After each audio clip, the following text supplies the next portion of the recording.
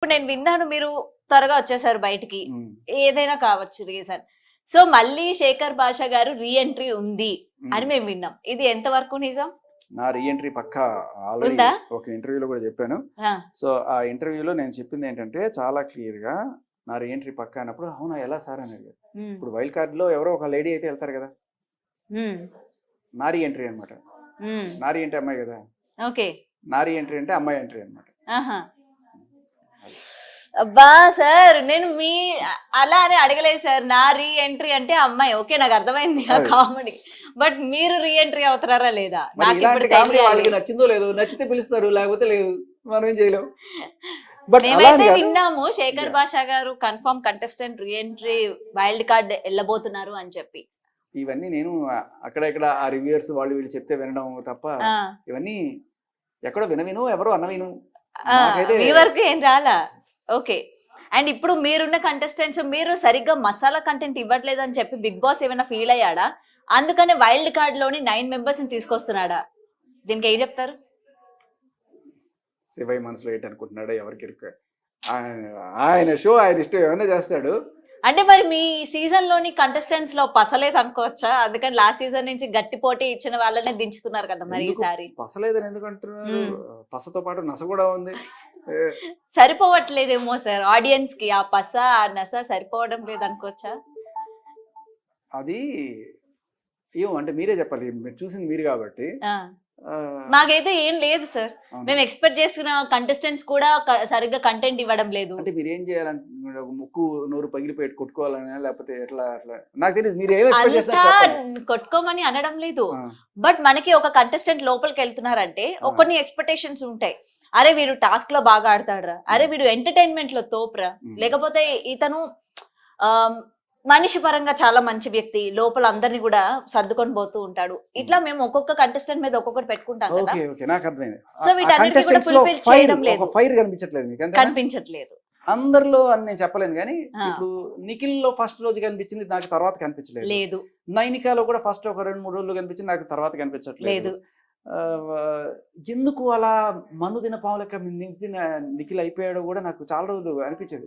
నేను 2-3 సార్లు చెప్పా, డల్ అయిపోతున్నాడు డార్లింగ్, ఎందుకు ఏమైంది? ఇప్పుడు ఇంకా డల్ అయిపోతాడేమో కదా, సోనియా వెళ్ళిపోయింది కదా, ఎలిమినేట్ అయిపోయింది, ఇంకా డౌన్ అయిపోయే ఛాన్సెస్ ఉన్నాయి. అదే అందరూ ఆవిడ పేరు సోనియా అనుకుంటారు, కానీ నిఖిల్ పెట్టిన పేరు తెలుసా మీకు? ఏంటి సార్? వెళ్ళిపోయేటప్పుడు పోనీయా. పోనీయా పోనీయా అంటే అవ్వదు కదా, ఓటింగ్ ఇక్కడ మేమే కదా వేసాం. మీరే కదా చేసింది, అంతా మేమే చేస్తాం. నువ్వు కూడా చేసావు కదా, నువ్వు కూడా చేసావు కదా. చెప్తానండి సోనియాకి విషయం చెప్తాను. కాదు కాదు, గౌతమి బిగ్ టీవీ నుంచి లోపల మీరేం చేయలేదు కాబట్టి మేం చేసాం, ఓకేనా? సో అది అంటే మీరు అనుకున్నట్టుగా ఆ ఫైర్ రావడానికే రాక్షసుడు కాదు ఏం సినిమా, రక్షకుడు. రక్షకుడు సినిమా చూసారా? చూడండి, దాంట్లో నాగార్జున గారు చాలా తన పని తను ఏదో చేసుకుపోదాం అనుకుంటే రెచ్చగొట్టి రెచ్చగొట్టి రెచ్చగొట్టి రెచ్చగొట్టి ఫైనల్ గా ఏదో అందరూ కొడేస్తాడు. సో బిగ్ బాస్ అదే చేస్తుంటే టాస్క్లు ఏదో ఇక్కడ ఎక్స్పెరిమెంట్ వర్కౌట్ అవ్వాలా, ఇంకోటి పెడదాం ఇంకోటి పెడదాం ఇంకోటి పెడదాం అంటే చిన్నోడు కాదు బిగ్ బాస్, మరి రకరకాల టాస్క్లు పెడుతుంటాడు. సో అందులో ఏదో ఒక రోజు ఫైర్ వస్తుంది, మీకు కావాల్సిన ఫైర్. బట్ వీళ్ళిద్దరు అండ్ ఇంకెవరబ్బా, పృథ్వీ పర్లేదు. పృథ్వీ కూడా ఇప్పుడు పులిహోర కంటెంట్ లోకి వచ్చాడు సార్, కొత్తగా కొత్త జంట స్టార్ట్ అయింది కదా, విష్ణుప్రియ. నాకు అదే భయం, ఇప్పుడు పృథ్వీ సోనియా ప్లేస్ ని విష్ణుప్రియ తీసుకుంటుందా, మళ్ళీ వీళ్ళిద్దరు కంటెంట్ చూసి మళ్ళీ జనాలు. తను ఆల్రెడీ చెప్పేసింది కదా, ఐఎమ్ ఇంట్రెస్టెడ్, నాకు మధ్యలోకి ఎవరు రావద్దు, నాకు అసలు ఏం చెప్పొద్దు, నాకు ఆయన అంటే ఇష్టం అని ఓపెన్ గా చెప్పేసింది కదా. మరి ఏం చెప్పినా జనాలు రిసీవ్ చేసుకోవడం ఎలా ఉంటది అనేది. ఒక క్వశ్చన్ మార్క్స్, ఒక క్వశ్చన్ అడుగుతాను సార్. ఇప్పుడు హౌస్ లోకి వెళ్ళినప్పుడు ఉన్న షార్ట్ పీరియడ్, ఇప్పుడు బయట ఎంతమంది ఇన్ని రిలేషన్స్ అంటే సంవత్సరాలు తిరుగుతూ ఉంటారు, అయినా సరే పడరు. హౌస్ లోకి వెళ్ళిన తర్వాత ఒక 1 వీక్ 2 వీక్స్ కే వాళ్ళ మధ్య లవ్ స్టార్ట్ అయిపోతుంది, ఎమోషనల్ బాండింగ్ పెట్టేసుకుంటారు. ఏంటి అక్కడ సిచ్యువేషన్స్ మీకు అట్లా క్రియేట్ చేస్తాయా, లేకపోతే అక్కడికి వెళ్ళిన తర్వాత మీరు అంతా వీక్ అయిపోతారా కంటెస్టెంట్స్ అందరూ కూడా మెంటల్లీ? నేనైతే ఎప్పుడు అలా అయినట్టు అనిపించలేదు. మీరు అవ్వరు సార్, ఆల్రెడీ మీరు మ్యారీడ్ కదా, అన్మ్యారీడ్ వాళ్ళ గురించి అడుగుతున్నాను నేను. మ్యారీడ్ అయినంత మ్యారీడ్ కానంత మాత్రాన అందరికి వాళ్ళ బాయ్ ఫ్రెండ్ గర్ల్ ఫ్రెండ్ ఉన్నారు. చాలా everybody has their own story. వాడు పాపం బయట టీవీ చూస్తుంటారు, వెయిట్ చేస్తుంటారు. పెళ్ళైన వాడు మాత్రమేనా, పెళ్లి కాని వాళ్ళు కూడా అందరికి వాళ్ళ ఫియాన్సీస్ వెయిట్ చేస్తుంటారు. అవును. ఇప్పుడు సోనియా ఉంది, సోనియా ఫియాన్సీ పాపం అవును ఆయన ఉన్నారు. నాకు ఫోన్ చేశాడు. ఉమ్, నేను అన్నాను ఏంటి సార్ ఇది నెగిటివిటీ అంటే, లేదండి ఆవిడ అలాంటిది కాదండి ఏదో ఆయన చెప్పుకున్నాడు. బట్ బేసికల్ మీరు అన్నట్టుగా ప్రతి ఒక్కరికి బయట ఉన్నప్పుడు వాళ్ళు ఇలా లవ్ ట్రాక్లు యూ ట్రాక్లు నడుపుతున్నారు అంటే నేనేం చెప్పాలి దానికి. ఉమ్. లేదా బిగ్ నా- బాస్ అందుకని- ముందుగా ఏమైనా స్క్రిప్ట్ అందుకని నేను రాసిచ్చారా? మంచోడని చెప్తున్నాను. మిగతా వాళ్ళ కాదు, ఇప్పుడు వాళ్ళందరికీ ఫియాన్సీస్ ఉంటే పెళ్లి అయినట్టే ఆల్మోస్ట్. ఆ, ఫియాన్సీకి పెళ్లికి పెద్ద తేడా ఉందండి. అవునవును. సో మరి నేను మంచోడిని అందరికన్నా సపోర్ట్ కొట్టండి. మీరు మంచిగా మీరు చెడ్డాలని నేను అనలేదు. వాళ్ళు ఎందుకు ఎలా చేస్తున్నారు ఓకే ఓకే, వాళ్ళకి ఫియాన్సీస్ ఉన్నా సరే బిగ్ బాస్ ఏమైనా కాంట్రాక్ట్ రాపించుకుంటారంటారా? లోపలికి వెళ్ళిన తర్వాత పెళ్లి కాని వాళ్ళు కంపల్సరిగా మీరు ఒక కపుల్ గా అయ్యి బయటికి రావాలి, మీరు పులిహోర కంటెంట్ మాకు ఇవ్వాలి అని చెప్పి ఏమైనా కాంట్రాక్ట్ మీద సైన్ చేయించుకుంటారా? మరి ఇక్కడ కూడా అబ్బాయిలు పాప అన్యాయం అయిపోతున్నారు, అమ్మాయిలు కూడా అన్యాయం అయిపోతారు.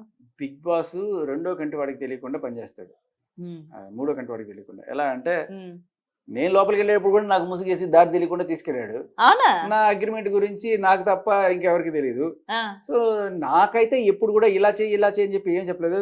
బాగా అండి, స్ట్రాంగ్ గా ఉండండి ఇది అని చెప్పారు. అయ్యో మీరే అనుకున్నారండి ఎంత స్ట్రాంగ్ మీకు ఏం తెలుసు అండి అనుకున్నాను నేను. మంచి చూస్తే స్ట్రాంగ్ సరదాగా మీరు. స్ట్రాంగ్ కాదు అదే అంటున్నాను. సరదాగా ఉండండి అని చెప్పంటే వాళ్ళు ఏమనుకున్నారంటే చాలా సీరియస్ ఏమో, అందుకని నేను సరదాగా ఉండండి. ఓ సరదాగా నీకు నీ సరదానే సార్, మీ సరదా నేను తీర్చేస్తా కదా అని చెప్పి అనుకున్నాను నేను. అంతకు మించి వాళ్ళు ఇంకేం చెప్పరు. జస్ట్ మీరు ఇలా స్ట్రాంగ్ గా ఉండండి, మంచి ఎంటర్టైనింగ్ గా ఉండండి అనేది చెప్తారు. ఏమో సార్ ఆ పులిహోర కంటెంట్ లీవ్లెస్ వస్తున్నాం. ఓ పక్క పృథ్వీ యష్మి, ఓ మీరు పక్క ఒక పృథ్వీ పక్కేమో విష్ణుప్రియ. ఒక పక్కేమో ఏం లేదంటారు, ఒక పక్కేమో చూడలేక వస్తున్నాం అంటారు. ఏం లేదంటే మాకు అది తప్ప ఇంకేం కనిపించట్లేదని. నా పాయింట్ అర్థమై ఉంటుంది మీకు. మీకు ఏది వద్దో చెప్పారు, ఏది కావాలో కూడా చెప్పొచ్చు కదా. మాకు టాస్క్ ఆడడం కావాలి సార్, Hmm. నాట్ ఓన్లీ ఇప్పుడు మేము ఒక ఫిజికల్ టాస్క్ లో మీరు ఎలా అచీవ్ చేస్తారు ఏంటి అన్నది మాకు కావాలి. ఇది కదా నాకు ఈ విషయంలో తీవ్రమైన అన్యాయం జరిగిందండి. సెకండ్ వీక్ లో డైరెక్ట్ గా బిగ్ బాస్ పేర్లు ఇచ్చేస్తే నేను ఎవరిని అడుకోవాలి. ఇప్పుడు కెప్టెన్ చీఫ్ ఉంది అనుకోండి, చీఫ్ ని నేను అడుగుతాను, నేను ఇట్లా వెళ్తానని చెప్పి చీఫ్ పంపించక బిగ్ బాస్ పేరు ఇవ్వక ఎలా రా బతకాలి నేను. అందుకే నాకు మీరు అక్కడ ఫైట్ చేయాలి కదా, నేను వెళ్తా అని చెప్పి. బిగ్ బాస్ తో ఫైట్ చేస్తాను. మరి చెయ్యాలి కదా, బిగ్ బాస్ తప్పు చేస్తున్నాడు అనిపించినప్పుడు మీ వర్డ్ మీరు అక్కడ మరి పెట్టాలి కదా. బిగ్ బాస్ ఏం చెప్తే అది తల ఊపమంటే ఊపుతారా సార్? చెప్పండి.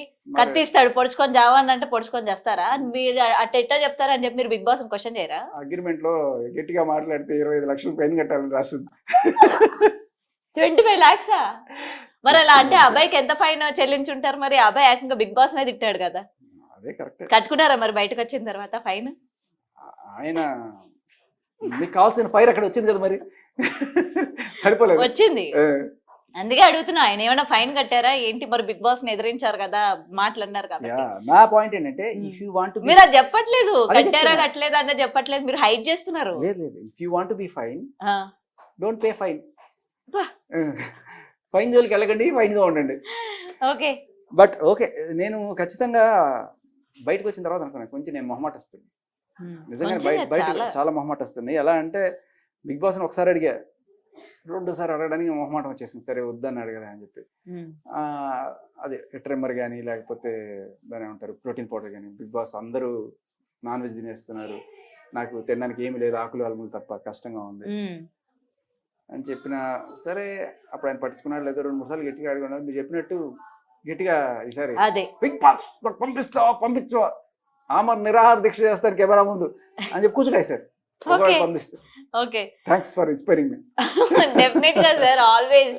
Yeah. అండ్ రీఎంట్రీస్ గురించి మీకు కొన్ని పేర్లు వినిపించే ఉంటాయి, రీఎంట్రీలో ఎవరెవరు వెళ్తున్నారు అని చెప్పి. సో నేను బయట పెట్టాలనుకోవట్లేదు, ఎందుకు మరి మీకు already అన్ని తెలిసే బయట ఉంటది, లేదు అందరికీ తెలిసే ఇవన్నీ. ఉంటది. అయ్యో మీరు ఆఖరి క్షణం దాకా ఉమ్, ఎవరు వస్తారనేది ఉమ్, ఏమి చెప్పలేరు మీరు, ఉమ్. అది ఇంపాసిబుల్. నేను వెళ్లే ముందు కూడా వాళ్ళు వస్తారు వీళ్ళు వస్తారు అని చెప్పి చాలా విన్నాను. అండ్ సార్ మీరు వెళ్ళినప్పుడు కూడా చాలా కాంట్రవర్సీస్ వచ్చినాయి మీ మీద. నా మీద? ఏంటి? ఇదంతా చేసింది ఆయన బిగ్ బాస్ కి వెళ్ళడానికే, అవునా? అంతేగాని జెన్యూన్ కాదు. బిగ్ బాస్ కి వెళ్ళాలని ఆయన ట్రై చేశాడు, లైమ్ లైట్ లోకి రావాలనుకున్నాడు, వచ్చేసాడు. ఎస్, ఇప్పుడు ఆయన కూడా బిగ్ బాస్ లో కనిపించాడు. ఎందుకంటే సడన్ గా మిమ్మల్ని అక్కడ మరి వన్ ఆఫ్ ద కంటెస్టెంట్ చూసేసరికి షాక్ అయ్యారు జనాలందరూ. అవునా? మరి మీరు అంత నిజంగానే నేను అలా అంటాను అనుకుంటే ఉమ్. 2 వారాలకే అది కూడా ఓట్లు వేయించుకుని ఎందుకు వచ్చేస్తాను? ఆ. జనాల ఓట్ల వల్ల మీరు రాలేదు కదా బయటికి, ఇదైతే నేను ఖచ్చితంగా జనాల ఓట్లు చెప్పగలను. కాదు కదా, ఉమ్, జనాల ఓట్లు కాదు కదా. జనాలు నన్ను పంపించేయమని చెప్పి వాళ్ళని అడిగితే వాళ్ళు ఎందుకు చేస్తారు? ఉమ్. నేను కంటెస్టెంట్స్ అడిగి నేను ఓట్లు వేయించుకొని నేను వచ్చేసాను. ఉమ్. మళ్ళీ నేను వేలాడాలనుకుంటే అవును, ఖచ్చితంగా మీరు బయటికి వచ్చేయడానికి మీకు ఒకటి ఉంది కదా, మీ బాబుని చూద్దామని చెప్పి అవును, మీరు బయటకు వచ్చేసారు, అవును. కానీ లేకపోతే మీరు వచ్చేవాళ్ళు అదే కాదు అంటున్నా. కదా. ఇప్పుడు నిజంగానే టైటిల్ కోసం పోయిన వాడైతే అలా వచ్చేస్తాడా? ఉమ్. అంత కక్కుర్తోడైతే అది అది లేదంటే మీరు చెప్పినట్టు. ఏదో అట్లా సైట్ సీయింగ్ వెళ్ళినట్టు వెళ్ళారా మరి? బిగ్ బాస్ ఎట్లుంటుందో ఏంటో ఒకసారి లోపలికి వెళ్దాం చూసి వచ్చేద్దాం అని. ఎంతమందికి ఉండదు చూడాలి, మీకు లేదా? నాకుంది సార్, తీసుకెళ్ళండి నన్ను కూడా మీతో పాటు సీజన్, ఈ సీజన్ కి తీసుకెళ్ళండి. బిగ్ బాస్ వింటున్నారా? నారీ ఎంట్రీ. నేను మీ ఎంట్రీ కోసం అడిగానండి, నాది కాదు. ఓకేనా? బట్ ఎనీవే చాలా మిస్ అయినాం మేమైతే. మీరు బయటికి చెప్పట్లేదు కానీ మాకు తెలుసు మీరు మళ్ళీ బిగ్ బాస్ సీజన్ 8 లోకి వెళ్ళబోతున్నారు అని చెప్పి మాకు తెలుసు. మీరు బయటికి చెప్పకూడదు కాబట్టి మీరు చెప్పట్లేదు, నాకు అర్థమైంది. రాసి పెట్టుకోండి అయితే, నేను అక్కడ మిమ్మల్ని చూస్తాను. మీరు రాసి పెట్టుకోండి, ఒకవేళ కనుక నేను వెళ్తే మీ ముచ్చట చెల్లిస్తాను. అవునా? టాస్క్లు గట్టిగా ఆడతారా? అయ్యో, నేను టాస్క్లు ఇప్పుడు గట్టిగా. కానీ ఇప్పటికే మణికంఠ కూడా ఇలా ఉండబట్టి నువ్వు physically not suppose to this house అని చెప్పి అంటున్నారు, మెంటలీ నాట్ సపోజ్ అంటున్నారు. మరి నెక్స్ట్ మీకు కూడా అట్లాంటి పడతాయేమో. మణికంఠ టాస్క్ లో ఫెయిల్ అయ్యాడు. నేను టాస్క్ లో ఆడి ఏ రోజు ఫెయిల్ అవ్వలేదు. మీరు గమనించండి, నేను వెళ్ళిన ఫస్ట్ టాస్క్ పేపక్క, నేను ఆడిన ఫస్ట్ టాస్క్ మేమే విన్నారు.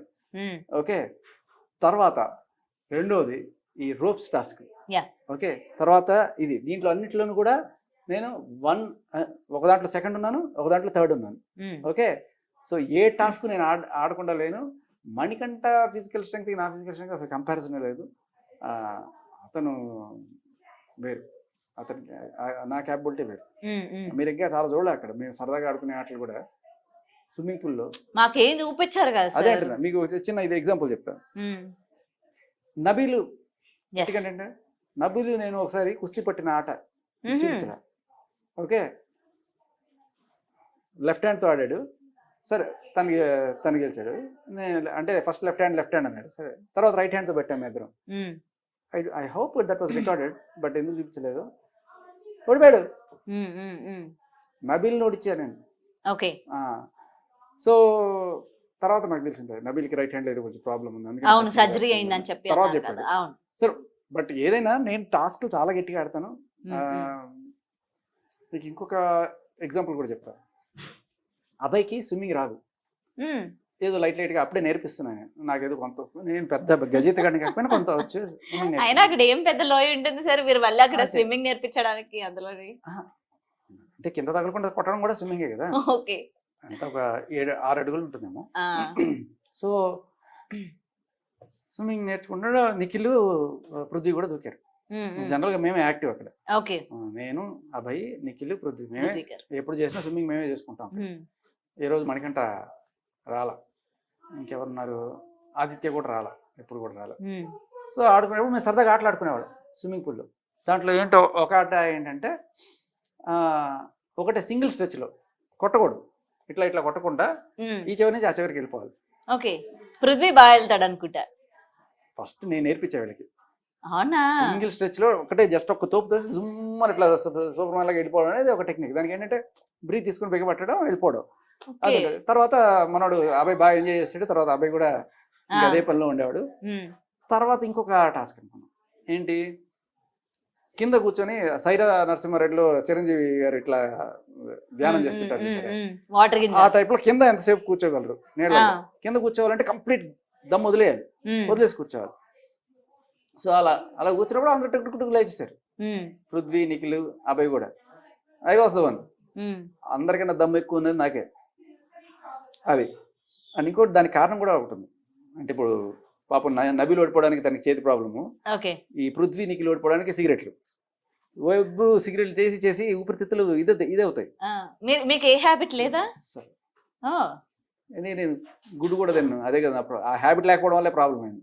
ఓకే, అది మీరు చెప్పకనే చెప్తున్నారు. నెక్స్ట్ టైం నేను ఆడతాను, నేను ఇస్తాను టాస్క్. సో మీ రీఎంట్రీ ఉందని నాకు చెప్పకనే చెప్తున్నారు. చూద్దాం. మాకైతే ఒకటే అర్థమైపోయింది. మీకు అర్థం కావడం కానా మీకు నేను వెళ్ళాలి మీరు కోరుకుంటున్నారా? అది డెఫినెట్ గా నేనైతే కోరుకుంటున్నాను. ఎందుకంటే మీరు టాస్క్లు ఎట్లా ఆడతారు, సో మీరు ఎలా టఫ్ ఫైట్ ఇస్తారు? అండ్ ఆల్రెడీ ఇప్పుడు సగం జనాలకి కొంతమంది కనెక్ట్ అయిపోయారు. ఈ కనెక్ట్ అయిపోయినప్పుడు మీరు వెళ్ళిన తర్వాత మళ్ళీ జనాలు ఏమైనా షిఫ్ట్ అవుతారా? మళ్ళీ ఏమైనా చేంజెస్ వస్తాయా హౌస్ లోని? మళ్ళీ ఏమైనా గ్రూప్స్ ఏమైనా ఫామ్ అవుతాయి డిఫరెంట్ గా?